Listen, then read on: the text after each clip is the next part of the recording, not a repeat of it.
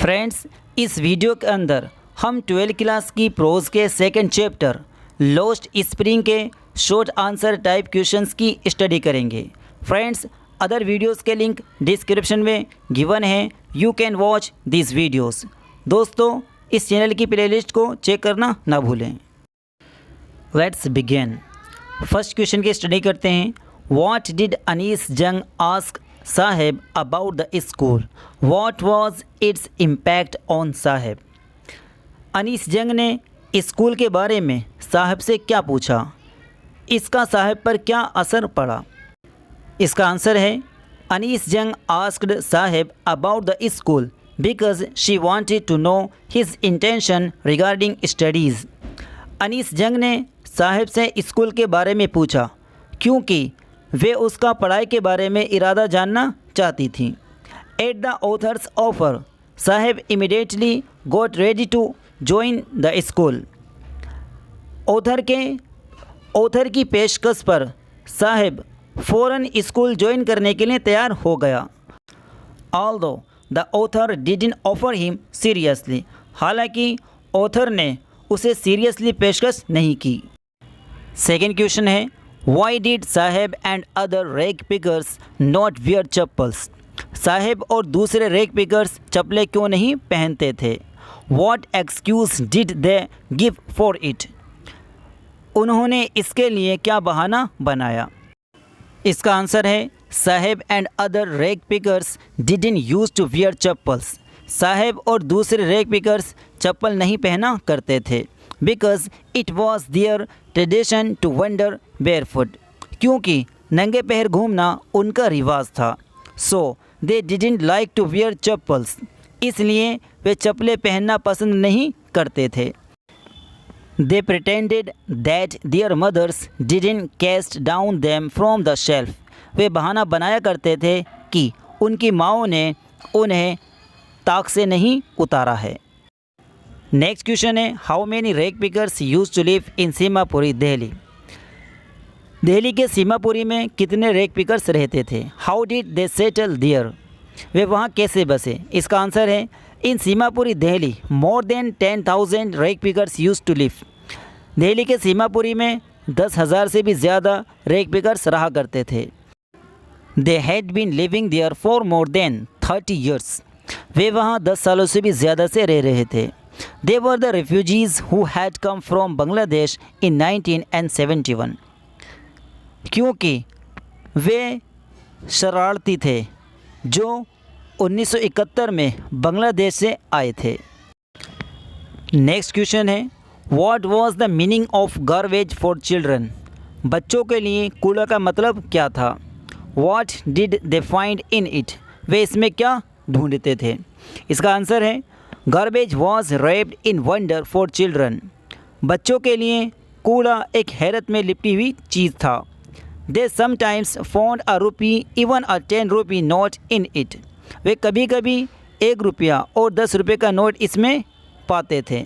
And so they didn't stop searching in hope of finding more. और इसलिए वे ढूंढना बंद नहीं करते थे और मिलने की उम्मीद में। नेक्स्ट क्वेश्चन है, why did Saheb join the job at milk booth? Saheb ने मिल्क बूथ क्यों ज्वाइन किया? What was the paid for his service? उसे इसके लिए कितने रुपये मिलते थे?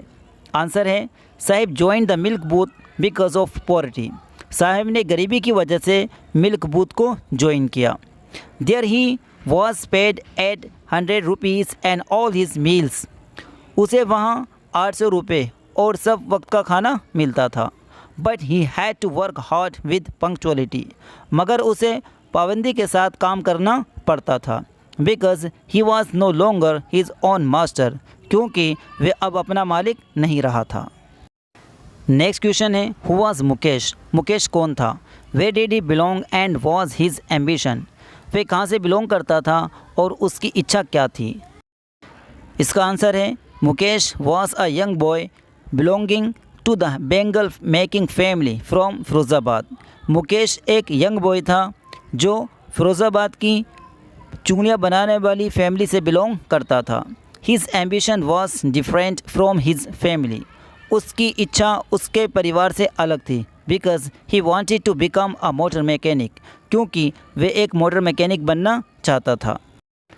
नेक्स्ट क्वेश्चन है, why did Mukesh volunteer to take the narrator home? Mukesh ने नरेटर को घर ले जाने की पेशकश क्यों की? Who were there in the home? घर में कौन कौन था? इसका आंसर है, Mukesh volunteered to take the narrator to his house because his house was being rebuilt. Mukesh ने नरेटर को अपने घर ले जाने की पेशकश की क्योंकि उसका घर दोबारा बनाया जा रहा था। And he wanted to show it to her, और इसको वे उसे दिखाना चाहता था।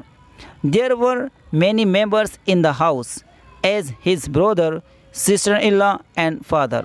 घर में बहुत सारे लोग थे, जैसे उसका भाई, उसकी भाभी और बाप। नेक्स्ट क्वेश्चन है, it is his karma his destiny. ये उसका कर्म है और ये उसकी किस्मत है। Who said this and why? ये किसने कहा और क्यों? इसका आंसर है, it is his karma his destiny. ये उसका कर्म है और ये उसकी किस्मत है। Mukesh grandmother said this because she has seen her own husband to go blind with the dust from polishing the glass of bangles. Mukesh की दादी ने कहा, ये मुकेश की दादी ने कहा क्योंकि वे चूड़ियों की शीशे की पॉलिश की धूल की वजह से अपने हस्बैंड को अंधा होता हुआ देख चुकी थी। नेक्स्ट क्वेश्चन है, what does the bangles symbolise? चूड़ियाँ किस चीज़ का निशान है? What is the role of bangle makers of Firozabad? Firozabad के बेंगल बनाने वालों का क्या रोल था? इसका आंसर है, the bangles symbolise an Indian women's suhag. चूड़ियाँ भारतीय औरतों का सुहाग का निशान है।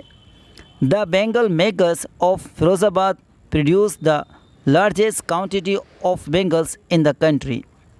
फिरोज़ाबाद के चूड़ियाँ बनाने वाले एक बड़ी तादाद में चूड़ियाँ देश में बनाते हैं। And export bangles to all over the world, और पूरे देश में इनको एक्सपोर्ट करते हैं। नेक्स्ट क्वेश्चन है, why could the bangle makers not organise themselves into cooperative? चूड़ियाँ बनाने वाले अपने आप को एक सहकारी समिति के रूप में क्यों नहीं संगठित कर सकते थे? What do they face if they do सो? उन्हें क्या सामना करना पड़ता अगर वे ऐसा करते? इसका आंसर है, the bangle makers couldn't organise themselves into a cooperative. चूड़ियाँ बनाने वाले अपने आप को एक सहकारी समिति के रूप में संगठित नहीं कर सकते थे। Because if they do so, क्योंकि अगर वो ऐसा करते, they are beaten by the police, उनको पुलिस के द्वारा पीटा जाता, एंड ड्रैग टू जेल, और जेल में डाल दिया जाता। They face the middleman, वे बिचौलियों का सामना करते, पुलिस वालों का, एंड अदर सेल्फिश पीपल्स, और दूसरे खुदगर्ज लोगों का। फ्रेंड्स, अगर आपको ये वीडियो पसंद आई है तो हमारी वीडियो को लाइक करें और हमारे चैनल इफ्ती सर को सब्सक्राइब करना ना भूलें। Thanks for watching this video.